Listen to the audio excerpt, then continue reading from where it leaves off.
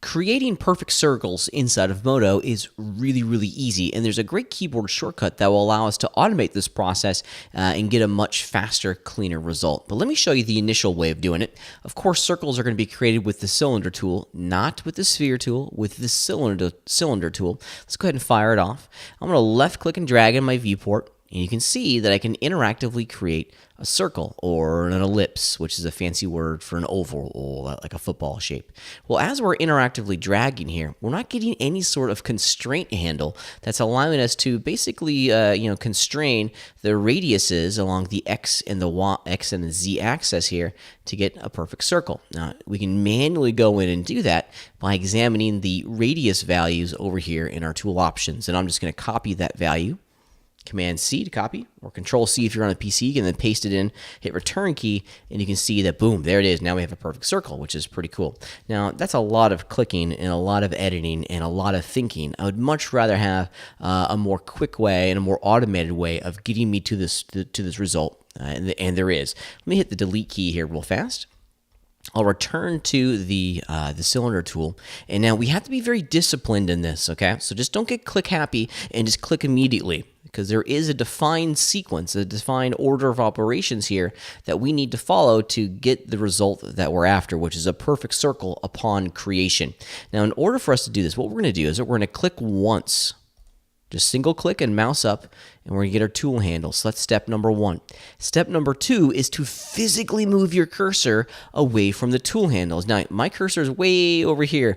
These are the tool handles right here, the green, the blue, and the blue square, okay? Those are the tool handles for the cylinder tool. My cursor needs to be off the tool handles. The mistake that people often make is they leave their cursor on the tool handle, which is not what we want, okay? We want it to be well away from it, way over here. Once your cursor is away from the tool handles, hold down the Control key on your keyboard.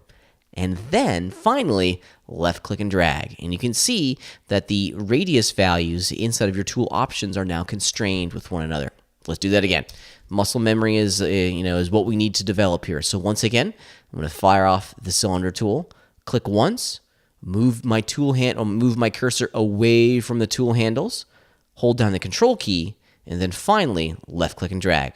Practice this. Spend a good 10 minutes. Pause the video right now. Really try to create this muscle memory. Believe it or not, as 3D modelers, making perfect circles is kind of our bread and butter. It's what we do. Most everything in 3D modeling is either derived from a square, a cylinder, or a sphere.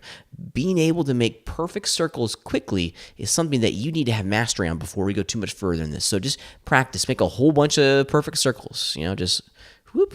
Get to a point where you don't even have to think about it, okay? So once again, fire off the cylinder tool. Left-click in the viewport to apply the tool. Move your cursor away from the tool handles. Hold down the Control key, and then left-click and drag. Now, it's important to note that I'm left-clicking and dragging left and right with my mouse. You can do it up and down, but I think I find the most success with left and right. FYI, you can also do the exact same thing with a cube in order to make a perfect cube. So same process, left-click once, move your cursor away from your tool handles, hold the Control key, and then left-click and drag. And there it is. There's your perfect square. Making perfect squares and perfect circles are something that you're definitely going to want to practice to ensure that you can create them quickly and easily inside of our three-dimensional scene.